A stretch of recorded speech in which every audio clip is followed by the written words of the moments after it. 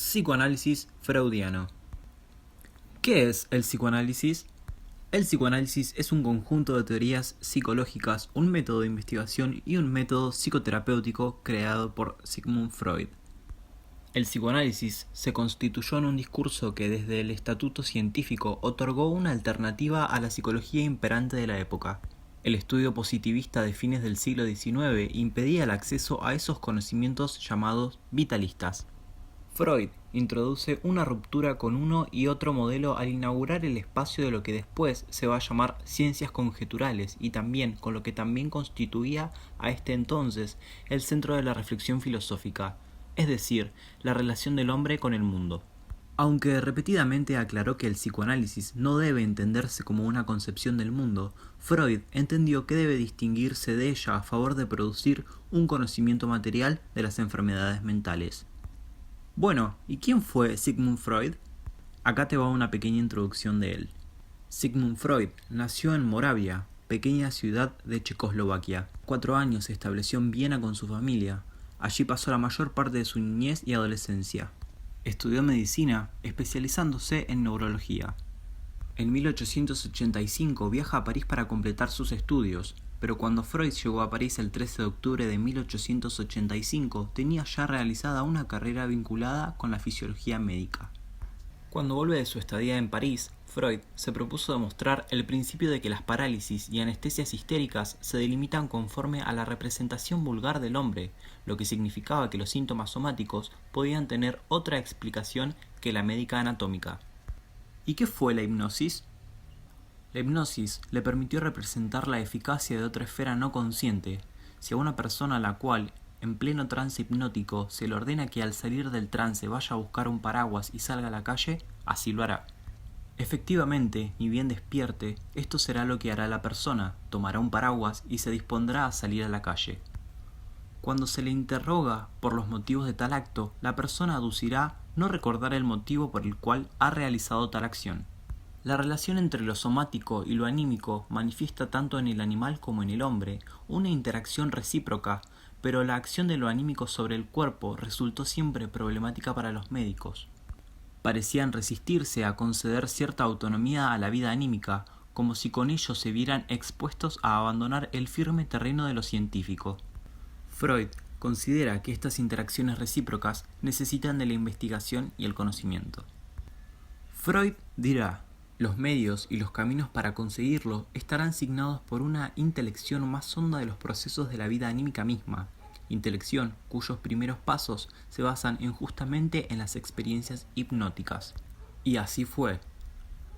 Él comienza a interesarse por la vida anímica misma. Y sostenemos que si la hipnosis le permitió conocerla, solo el abandono de la hipnosis le permitió avanzar en su conocimiento. Mi expectativa se cumplió, me emancipé de la hipnosis, pero con el cambio de técnica también se modificó el aspecto del trabajo catártico. La hipnosis había ocultado un juego de fuerzas que ahora se revelaba y cuya aprehensión proporcionó a la teoría un fundamento más seguro.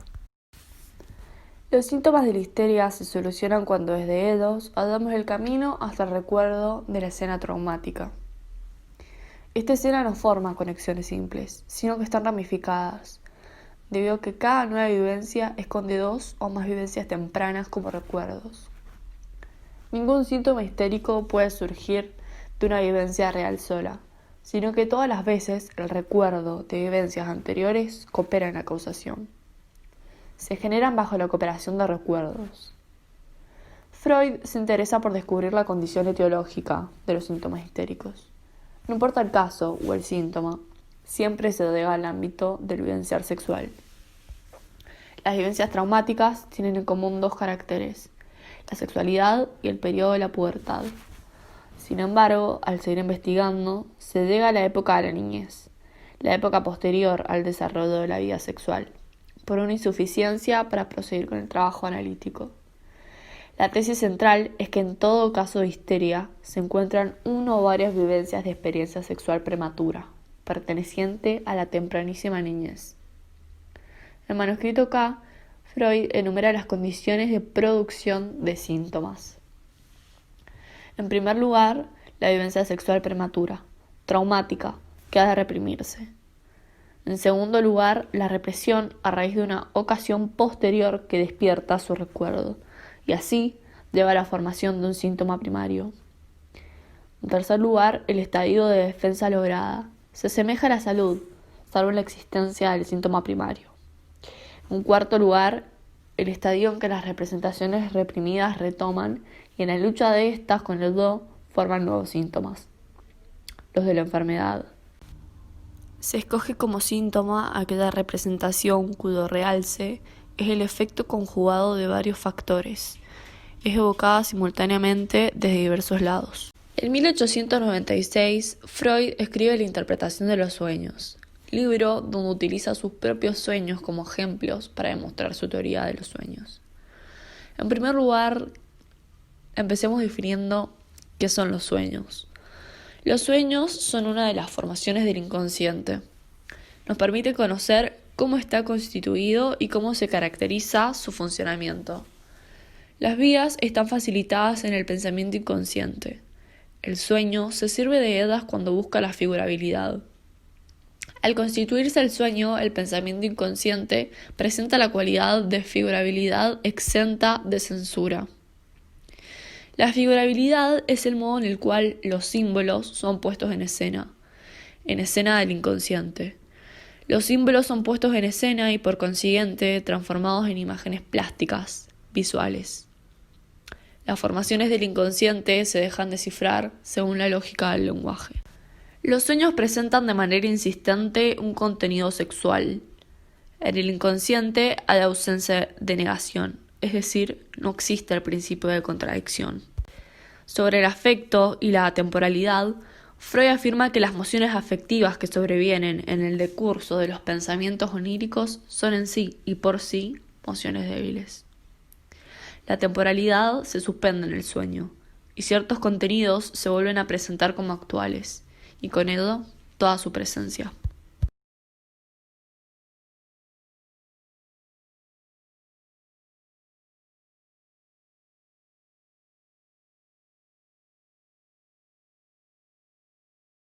Les voy a hablar sobre el sueño y la inyección de Irma, que es un sueño que tuvo Freud del 23 al 24 de julio de 1895 y que él mismo lo consideró como el sueño con el que se reveló el secreto del sueño. Freud obtiene la verdad que él plantea como verdad primordial de que el sueño es la realización de un deseo, de un anhelo. Freud hace el análisis del sueño de la inyección de Irma el análisis más exhaustivo y coloca allí en el descubrimiento del inconsciente la relación que hay entre inconsciente y deseos. El yo está hecho de la serie de identificaciones que han representado para el sujeto un hito esencial en cada momento histórico de su vida. El sueño trae a diferentes personajes del entorno freudiano.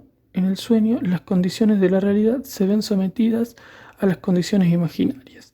Es así que el ego de Freud está al nivel de su ego despierto como psicoterapeuta e Irma como la paciente que en él vigila. Decidimos tomar como iniciativa para cerrar este trabajo, hablar con diferentes personas que conocemos y que nos cuenten sueños que tuvieron en estos últimos días con la pandemia. Primero vamos a escuchar el sueño de Emilia, quien tiene miedo cuando su madre se va a trabajar antes de que ella se despierte.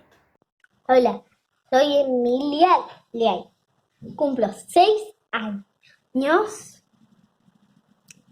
y sueño que cuando mi mamá no está, sueño que nadie está en la casa y yo me despierto enseguida. ¿Soñás que te despertás? ¿Y qué? Y yo cuando me despierto ya escucho unos ruidos abajo y ya sé que hay alguien que es la niñera. ¿Y qué soñás? ¿Que no hay nadie? Sueño que estoy sola. No hay nadie, y que nada. ¿Y qué sentís con ese sueño? Siento que es de verdad, pero me despierto enseguida, voy abajo, me hago con escalones y veo que está la cual niñera. Vamos a pasar a escuchar los sueños de Agustina.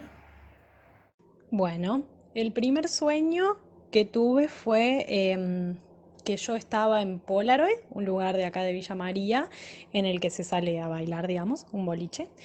y estaba con mis amigues y salíamos de Polaroid y estábamos en pandemia.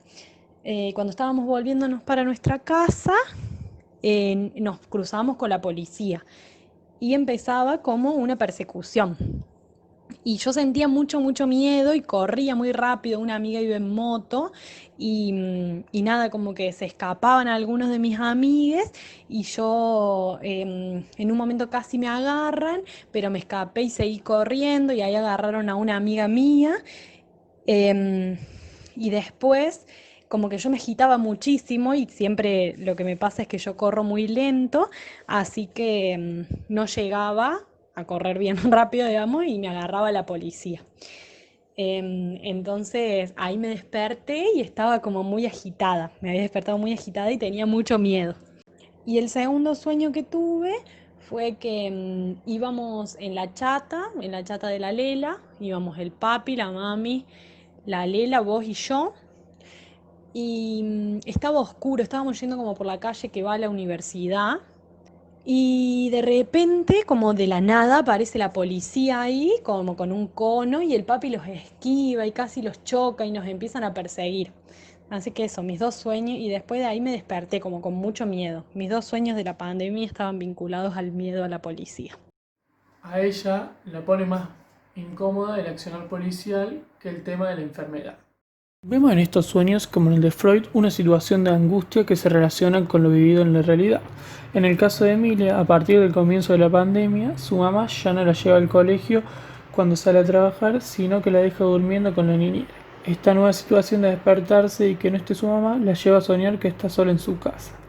El sueño de Agustina refleja su necesidad de juntarse con sus amigos y su temor al accionar policial. También ella vio afectadas sus costumbres cotidianas por la pandemia.